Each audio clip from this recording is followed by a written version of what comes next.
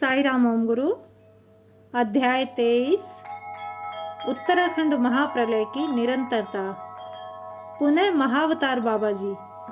नीलकंठ पर्वत से उतरते समय रास्ते में बहुत अंधेरा हो गया। सभी साधक एक स्थान पर बैठकर ऊंचे स्वर में बातें करने लगे। तभी एक महात्मा जी पास की गुफा से बाहर निकल कर आए। उन्होंने उन सबको डांट कर चुपचाप बैठने के लिए कहा। उन्होंने बताया कि इस स्थान पर महान आत्माओं का निवास है। इस प्रकार शोर मचाकर उनकी साधना में बाधा डालना उचित नहीं। सबको अपनी गलती समझ आ गई। उन्होंने महात्मा जी से क्षमा याचना की।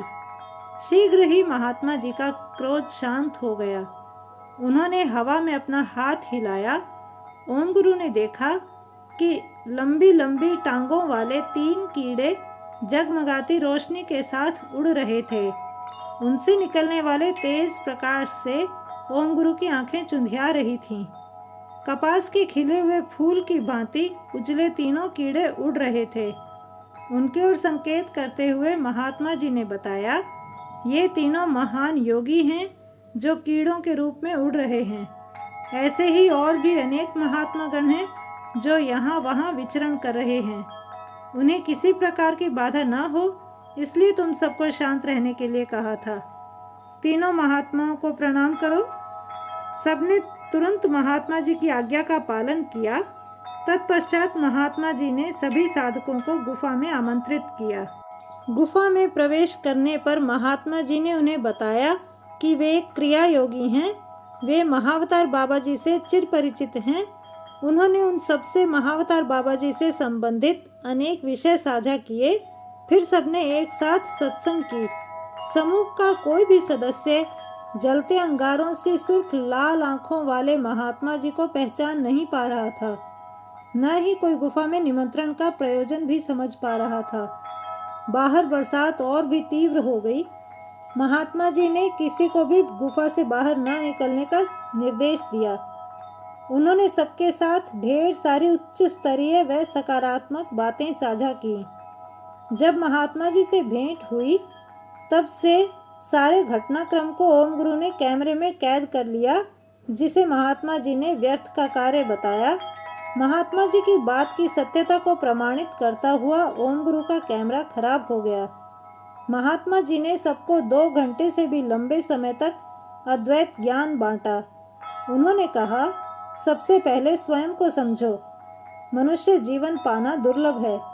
अब जब पाया है तो इसका उद्देश्य ढूंढो। अपने शरीर को जो साधन मात्र है उसका प्रयोग उच्च कोटि की साधना के लिए करो। निरंतर साधना के द्वारा तुम भी महान योगी बन सकते हो। इसके लिए आवश्यक है कि अपनी इंद्रियों तथा भौतिक इच्छाओं पर नियंत्रण करो। यदि ऐसा न करके सांसारिक सुखों के उपभोग के लिए शरीर का प्रयोग करोगे तो जीवन मृत्यु के चक्र से कभी मुक्त नहीं हो पाओगे। हिमालय जैसे महान स्थान पर तुम्हारा आगमन पूर्व जन्मों के पुण्य कर्मों का फल है। इस सुअवसर का सदुपयोग करो। इस विशाल सृष्टि में तुम्हारा अस्तित्व बिंदु से भी लघु है। वर्तमान में जिस शक्ति का अनुभव तुम अपने अंदर करते हो वह भी छलावा है। महाशक्ति प्राप्त करने के लिए शुद्ध आत्मा से साधना कर उच्च स्तर पाओ। स्वयं पर विजय पाने के लिए त्रिकर्ण तन मन व आत्मा को विशुद्ध रखो। अपने सहज गुणों पर नियंत्रण पाकर निर्गुण बनो।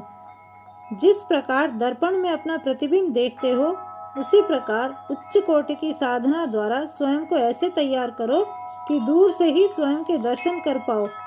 जिस दिन इस प्रयास में सफल हो जाओगे उस दिन समझ लेना कि तुमने पूर्ण परिवर्तन की उपलब्धि पार ली। जब महात्मा जी उपदेश दे रहे थे तो ओम गुरु ने भगवान बाबा का नाम स्मरण किया। इस पर वे बोले, अवतार व ईश्वर को पृथक मत करो। उन्हें भिन्न भिन्न कोणों से मत देखो। दोनों एक ही हैं। सदैव भगवान के बारे में सोचो, उसी के बारे में बात करो। फिर देखना तुम्हारा मन किस प्रकार आनंदित होकर नाचने लगेगा। तुम्हारा ध्यान चिंतन सदैव उस सृष्टिकर्ता की रचना पर होना चाहिए। उस पर अटल विश्वास रखते हुए जीवन व्यतीत करो। यही तुम्हारे जीवन का परम लक्ष्य होना चाहिए। महात्मा जी के प्रवचनों से ओम गुरु व उनके साथियों को बहुत प्रोत्साहन मिला। अद्वैत दर्शन पाकर वे सब आश्चर्यचकित थे। इतने गहन ज्ञान को महात्मा जी ने इतनी सरल भाषा में समझाया, इसके लिए सब हृदय की गहराइयों से कृतज्ञ थे। रात के 8:30 बज गए थे। महात्मा जी ने साधकों से आगे के कार्यक्रम के बारे में पूछा। इस पर ओम गुरु ने बताया कि सारा समूह 16 जून को यहाँ से रवाना होगा।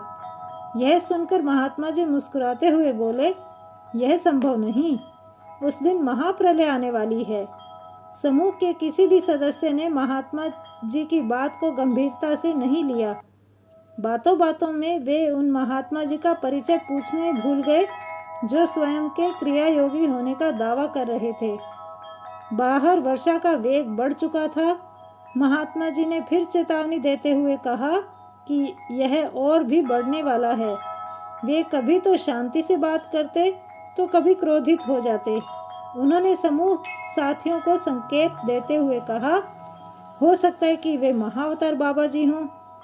ओम गुरु उनके मुख के अलौकिक तेज से चकित थे। वे उन्हें गहराई से देख रहे थे। उन्हें पूर्ण विश्वास था कि महात्मा जी निश्चय ही महान साधु हैं। महात्मा जी ने सबको गर्मा गर्म भोजन परोसा। ऐसी बरसाती ठंड में गर्मा गर्म भोजन से तृप्त होकर सबने महात्मा जी के चरण स्पर्श किए। महात्मा जी से आशीर्वाद प्राप्त कर उन्होंने आगे गमन की अनुमति मांगी। महात्मा जी ने ऊंचे स्वर में भैरव कहकर पुकारा। तुरंत एक विशालकाय गाय उनके समक्ष उपस्थित हो गई। महात्मा जी बोले, यह गाय नीचे जा रही है, तुम सब इसके मार्ग का अनुसरण करोगे तो सुरक्षित गंतव्य पर पहुंच जाओगे। सबको लगा कि एक गाय जानवर है, कहीं रास्ता न भटका दे, किंतु और कोई चारा न होने के कारण सब महात्मा जी के निर्देश पर भैरव के पीछे पीछे चलने लगे। भैरव ने सबको उसी स्थान पर लाकर छोड़ दिया जहां वे ठहरे थे। अब तक वर्षा और भी तेज हो चुकी थी। चारों ओर घनघोर अंधकार था। समूह की अमेरिकी महिला उनके साथ नहीं लौटी। वे अपने कुछ और प्रश्नों के उत्तर जानने के लिए महात्मा जी के पास ही रुक गई थीं। वे अगले दिन अर्थात 15 जून को आनंदित मुख के साथ लौटी। अमेरिकी महिला ने समूह को एक रहस्य उजागर करते हुए बताया, जिन महात्मा जी ने अद्वैत ज्ञान दिया, स्वादिष्ट भोजन परोसा, आशीर्वाद दिया, गाय के माध्यम से पथ प्रदर्शन किया, जिनके साथ हमने उत्तम समय व्यतीत किया, वे कोई और नहीं बल्कि साक्षात महाअवतार बाबा जी थे। जय साई राम, जय ओम गुरु।